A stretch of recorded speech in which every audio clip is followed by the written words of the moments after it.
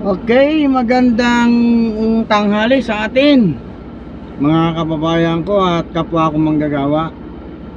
At ito'y unang araw na naman ng ating pagbabalik sa trabaho.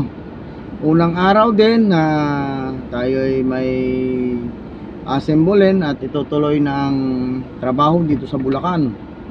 At nandito nga tayo para sa ating project na naantala noong nagdaang December, gawa ng inabutan ito ng bakasyon. So ngayon ating itutuloy at sana ay matapos na itong ating trabaho dito na gagawin. At ingat, tatapusin natin at mag-assemble na tayo. Sana walang mangyaring aksidente dahil gagamitan natin ito ng crane.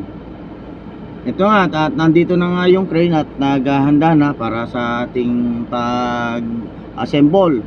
So kailangan kasi natin assemble muna ito bago i-tacking, i-align para doon sa kasunod naman ay pagpo-pull wheel.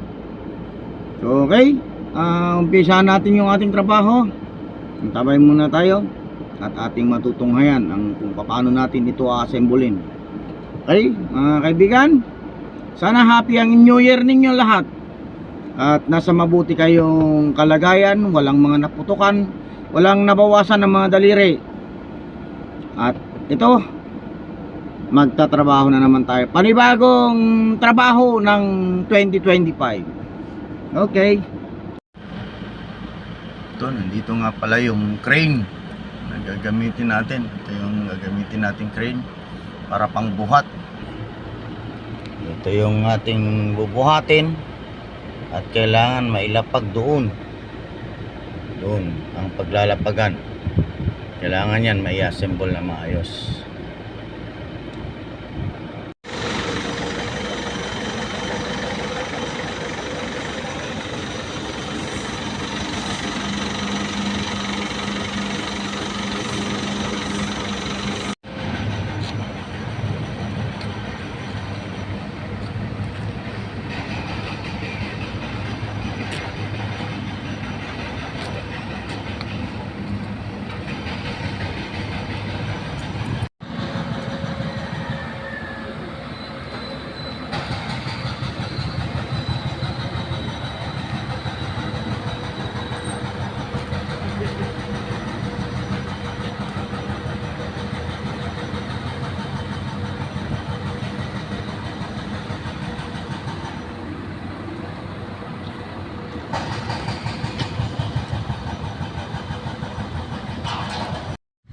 Ito nga, ina-assemble na natin.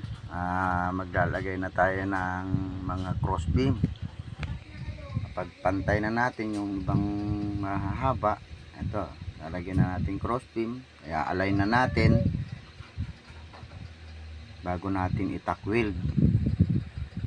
Ito yung ating mga kasamahan. Kasama na natin na nag-assemble.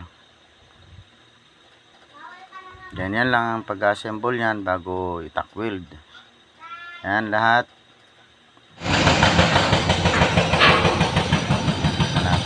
Pasok na. Dalawa. Tacking na. Tacking na para dun sa bago may pull weld. Dire-diretso yung trabaho. Pero hindi na kami ang mapupulinan dahil hawak ng contractor yun. Pull weld sa kanila inigay. Kaya permit para kasi hindi na namin kinuha pull weld kasi medyo mahaba.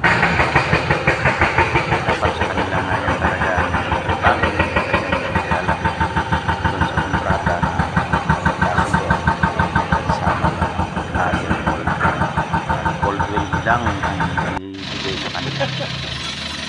Ito nga, tinapos na kami ng gabi at kailangan matapos itong tacking para kinabukasan yung contractor naman ang magpo-pull wheel.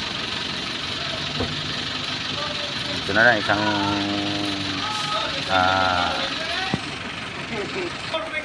end coping na lang at saka yung bumper bracket, bumper plate na lang ang ilalagay sa ano na to,